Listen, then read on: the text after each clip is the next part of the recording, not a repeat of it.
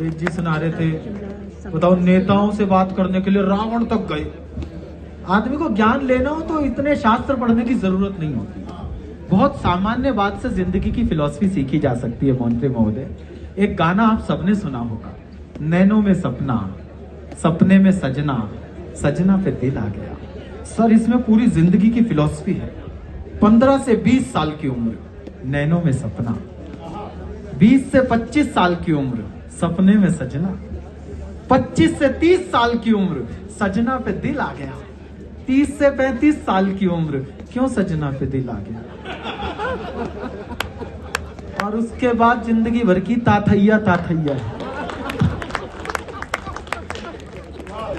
आदमी को ज्ञान लेना हो तो बहुत सामान्य है, ये कोई इसके लिए अतिरिक्त करने की जरूरत नहीं। मेरी तो 2 साल पहले हुई है। 2 साल में उसने मुझे इतना ज्ञान दे दिया जो ऋषियों को करोड़ों जन्मों की तपस्या के बाद प्राप्त नहीं हुआ। भाई साहब, मेरी नई नई शादी हुई, मैंने सुरेंद्र शर्मा जी को फोन किया। ये सीनियर पति हैं, ये पतियों की सरकार के मुख्यमंत्री हैं जी।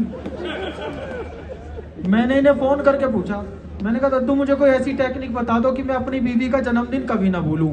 कसम है केवल वो लोग ताली बजाना जिन्हें बात समझ में आए। मगर भाई साहब मुझे कोई ऐसी टेक्निक बता दो कि अपनी बीवी का जन्मदिन कभी ना भूलूं। बोले एक बार भूल जा।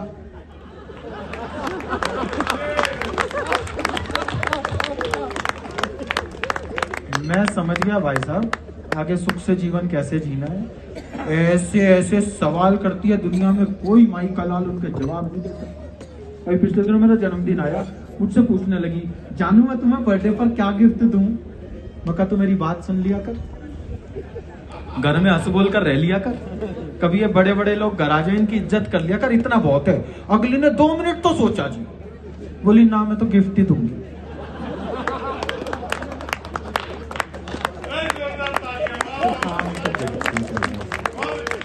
अच्छा, कोई कितना ही बड़ा IAS हो, कोई कितना ही बड़ा नेता हो, कोई कितना ही बड़ा मंत्री हो, एक ताने से मुक्ति नहीं पा सकते। दिन में 20 बार सुननी पड़ेगी, तुमने मेरी जिंदगी नरक बना दी। केवल वो बेचारे ताली बजा रहे हैं जिनकी बनी हुई। तुमने मेरी जिंदगी नरक बना दी। कोई ढंग का मिला होता तो मैं कितनी खुश रहती।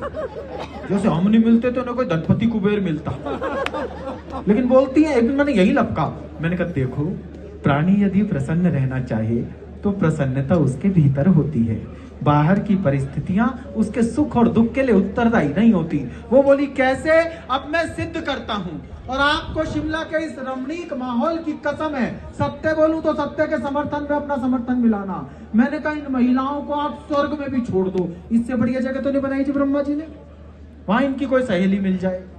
पहला डायलॉग क्या होगा, अप्सरा को देखा, देखिए ड्रेसिंग सेंस ही नहीं है, कैसे कैसे कपड़े पहने।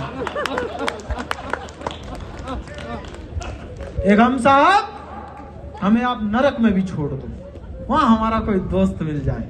एक ही बात पूछेगा, यमराज की बेटी देखी। यमराज की बेटी में सुख ढूंढ लेते हैं साहब, कोई हमारा क्या बिगाड़ सकता है। ये पति और पत्नी के बीच के झगड़े जितने भी, इसका बेसिक कारण आपको बता देता हूं। पुरुष ठीक ऐसा है जैसे सूखी हुई रेत, और स्त्री ठीक ऐसे है जैसे बहता हुआ पानी। जब ये रेत और पानी आपस में मिलते हैं तो लाइफ में बहुत कीचड़ हो जाती है।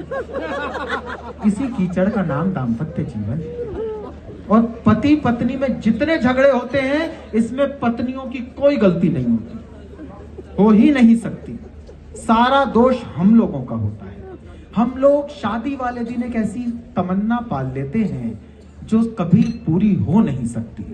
हम शादी वाले दिन सोचते हैं कि कैसे भी हो, ये जो सजी धजी दुल्हन है, एक बार जीवन में एक बार इसके मुंह से अपनी प्रशंसा सुन ले। ये असंभव है। और इस तमन्ना को पूरा करने के लिए हम जो प्रयास करते हैं वो इस अनमोल मनुष्य जीवन का दुरुपयोग कर रहे होते हैं। पिछले करवा चौथ पे मैंने ये तमन्ना पाल ली। सुबह सुबह उठा, 4 बजे उठ के गया, किचन में जाके दूध निकाला फ्रिज में से, गरम कर करा के उबाल उबूल के छलनी वल्ली ढक के सेट करके वापस आके देवी के बराबर में लेट गया। मैंने सोचा 6 बजे जब ये भवानी उठेगी किचन में जाएगी, देखेगी मेरे हस्बैंड ने मेरी हेल्प कराई है, मेरी प्रशंसा करेगी, खुश हो जाएगी। भाई साहब घड़ी की ओर देख रहा हूँ, पेट में गुलगुली मच रही, नींद नहीं खुल रही, और मैं सोच रहा हूँ बस किसी तरीके से 6 बजे ये किचन में जाए और मेरी तारीफ करे। भाई साहब 6 बजे वो किचन में गई। मैं सोच रहा बस अब फूल बरसने वाले हैं। जैसे ही उसने किचन में पहला कदम रखा, चीखती हुई आवाज आई, ये इडली का घोल किसने उबाल दिया?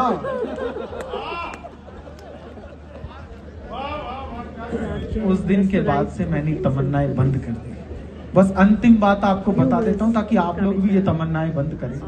आप लोगों ने एक वाक्य सुना होगा, ये महिलाएं पुरुषों के कंधे से कंधा मिलाकर चलती हैं। ये सत्य है, लेकिन जब कोई संकट आता है तभी अपने कंधे सामने लेकर नहीं आती, तब संकट के सम्मुख प्रस्तुत